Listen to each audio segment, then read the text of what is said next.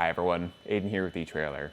Today we're going to be taking a look at and showing you how to install the pewag Servo RS self-tensioning tire chains on our 2023 Subaru Outback.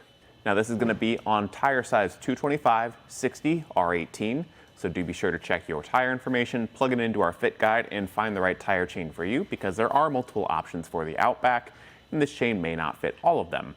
But the installation process for the right size chain is going to be the same. Now, with tire chains on your Subaru, there are some things we need to take note of. Subaru doesn't explicitly approve or recommend tire chains in their owner's manual, but they do say if an extra traction device is to be used, that it needs to be SAE Class S certified. And what that means is your vehicle has limited wheel well clearance, and they don't want super large tire chains sticking up and maybe making contact with suspension components or the wheel well and causing damage to your vehicle. Luckily, these chains from pewag are going to be SAE Class S certified for that limited wheel well clearance, so there shouldn't be any issues you have to worry about. And as far as tire chains go, this is going to be a really nice, high quality option. They're self-tensioning, and what that means is you've got this mechanism right here that's actively pulling the chains tighter as we drive down the road.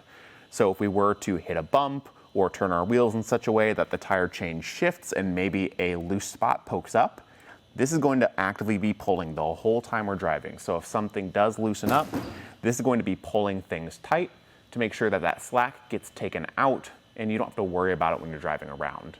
Taking a look closer at the tire chain, we can look at the link shape and the pattern of the chain. This is going to be arranged in a diamond pattern. You can really see that shape right here on the tire.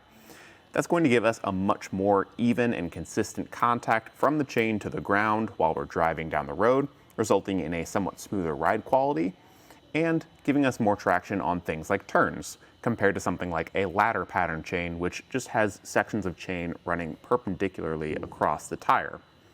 The link shape is going to be a square-shaped link, and that just means that the links here have hard edges, and it's going to be a little bit more high profile than something like a standard cable or a twisted link where it's less aggressive.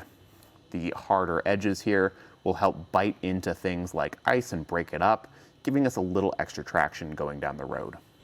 These chains are going to be built well to last multiple seasons. The titanium alloy construction is going to be really resistant to rust and corrosion. And when you're looking at chains, if you're worried about whether or not it's going to last for many seasons, steer clear of a low carbon steel option because it's going to be just a lower quality steel, more susceptible to rust and corrosion. Any sort of alloy like manganese nickel or this titanium alloy is going to be your better bet. And some other little quality of life features about the chain that I like. Everything that comes in front of or close to making contact with the rim, like these chains here or these cross sections, are going to either be coated or have plastic covers on them, so you don't have to worry about any sort of metal contact on the rim of the vehicle, causing it to scratch more easily. Just keeping it more protected, and all the touch points that you're going to be working with keeps your hands less cold. The other nice thing is they come with a storage case, which is a sort of soft, hard shell material. Not the most rigid thing in the world, but definitely more structure than the canvas bags that a lot of other tire chains come with.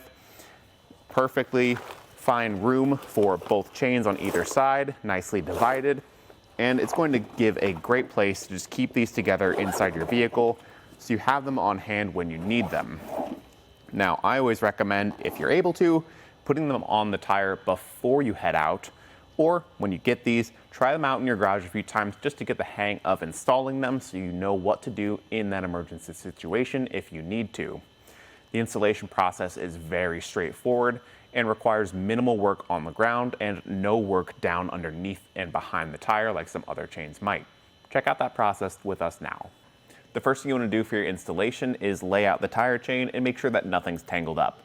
Chains like these typically do come somewhat tangled, so just make sure that the ends aren't wound up in each other. You can see all the links are laid out perfectly fine, and check for proper orientation.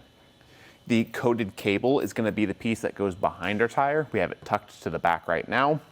And then on that coated cable, there's going to be these cross links. They're going to have a smooth side and a more hooked side. The smooth side we want face up right now, so that when we attach this, it's the part that's actually touching the tire.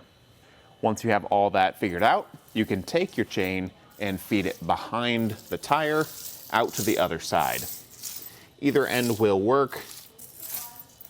And since this is a self-tensioning device, there's not really any extra long pieces like you might find on some of the assisted tensioning devices. And then bring all of this to the front, making sure it doesn't get too tangled along the way. All of that looks pretty good to me.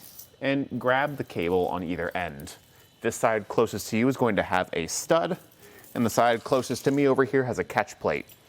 Bring that up inside the wheel well, and at the top, might be a little hard to see, but we can bring that stud and the catch plate together while they'll lock into place, and that will get tucked behind the tire. But don't let go of it yet. Just use your hands to guide the front of the chain towards the front of the tire. Again, making sure things don't get too tangled up. This red hook in my left hand here did get hooked on one of the links. So bring that all towards the front and hook the red hook to one of the red links on the other side to keep the tire chain in place. By hooking this together, we can ensure nothing's going to fall back down behind the tire, and I can take some time to just adjust this and try to make sure this is centered on the tire with these cross links kind of towards the middle.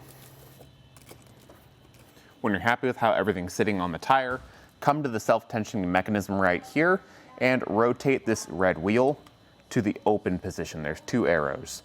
When you rotate that, it'll allow you to pull this cord out into the extended position, giving us some more room to move this chain at the bottom and bring it together with our red hook at the bottom. Once those 2 are joined, you can go back to the mechanism and give it a twist to the drive position where it will cinch down tight. And you can give it a little bit of an extra pull if you want. But the main thing here is going to be doing this on the other side and driving over them a few times, allowing the chain to self-adjust. It'll constantly pull tension, and I always recommend hopping out of the vehicle and checking on them just to make sure that nothing's shifted around on you. But for the most part, they should self-adjust and tighten up on the tire. And that was our look at an installation of the pewag Servo RS self-tensioning tire chains on our 2023 Subaru Outback.